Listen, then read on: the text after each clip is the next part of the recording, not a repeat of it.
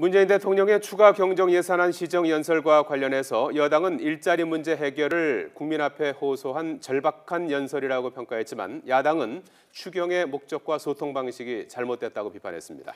이런 가운데 오늘 국회는 김희수 헌법재판소장, 김상조 공정거래위원장, 강경화 외교부 장관 후보자에 대한 인사청문 보고서 채택을 시도했지만 결국 불발됐습니다. 네, 국회 취재기자 연결합니다. 강희경 기자. 네, 국회입니다. 대통령 시정 연설과 관련해서 여야가 상반된 입장을 보였군요. 네, 먼저 여당인 더불어민주당은 극심한 사회적 양극화 해소를 위한 첫 단추가 일자리 문제 해결이라는 점을 국민 앞에 호소한 절절하고 절박한 연설이었다고 평가했습니다.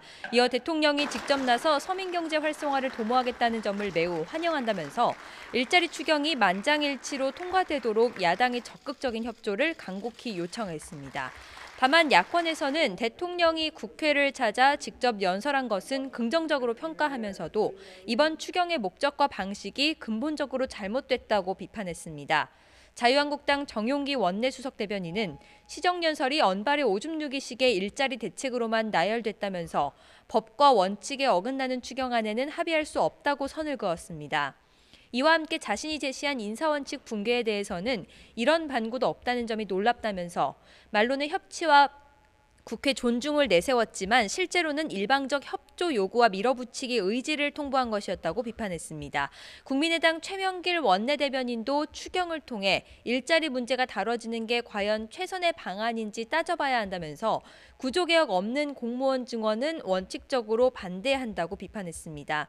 또 일자리로 포장된 예산은 꼼꼼히 살펴 삭감할 예정이고 가뭄 대책 등 시급한 민생 예산도 추가로 반영될 수 있도록 노력하겠다면서 앞으로 요건에 맞지 않는 추경을 편성하지 않는다는 약속도 반드시 필요하다고 촉구했습니다.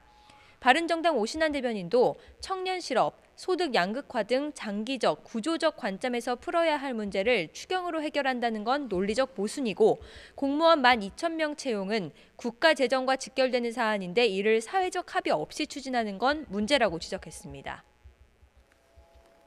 오늘 김희수, 김상조, 강경화 후보자에 대한 인사청문 보고서 채택이 불발됐다고요. 네, 그렇습니다. 김희수 헌법재판소장과 김상조 공정거래위원장 후보자에 대한 인사청문 보고서 채택 시한은 오늘까지였는데요. 두 후보자에 대한 보고서 채택이 오늘도 불발됐습니다.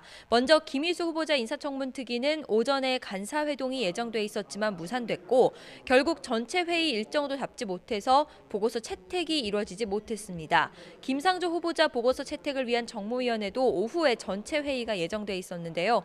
이에 앞서 여야 간사가 만나 논의했지만 이견을 좁히지 못하며 결국 전체 회의가 무산됐습니다. 문재인 대통령이 국회에 요청한 보고서 채택 시한이 오늘까지여서 국회 단계의 김상조 후보자 보고서 채택은 사실상 무산된 셈입니다. 강경화 후보자의 인사청문 보고서 채택 문제를 논의하기 위해 외교통일위원회 여야 간사도 만났는데요.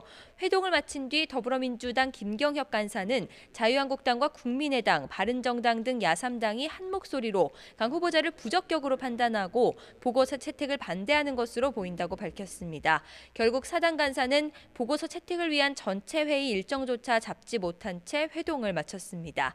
이런 상황에서 민주당은 지도부가 나서 야당의 협조를 당부하는 목소리를 더욱 높이고 있지만 접점을 찾지 못하고 있습니다. 인사청문회법에 따르면 김희수 후보자의 경우 오늘까지인 채택 시한을 넘기면 정세균 국회의장이 임명동의안을 국회 본회의에 올릴 수 있습니다. 또 강경화, 김상조 후보자는 청문회 뒤 3일 안에 보고서 채택이 무산되면 문재인 대통령이 추가로 10일의 시간을 줄 수 있지만 임명을 강행할 수도 있습니다. 지금까지 국회에서 YTN 강희경입니다.